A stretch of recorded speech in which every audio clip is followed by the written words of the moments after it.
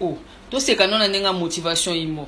Na kala ba fi bandozo ba ona shawama na ji moto melelo baya ya bofungola misu. Surtout bino bato uta poto bokita gishasa na ba string. E sala ga lisutu yo mela ba si string na gishasa. Oh. Na Congo ko magaza na mwambongo na poche zaka na mwa 15 balles na so mbelika mwa si Thompson na munene ya 3000 francs. Hein, uvandisi ka na coin. Wana mwa 1500 pesi lobina tonga la mukana. Moni mwa sino wana. Jaja mi bala poto ba yela string akinda.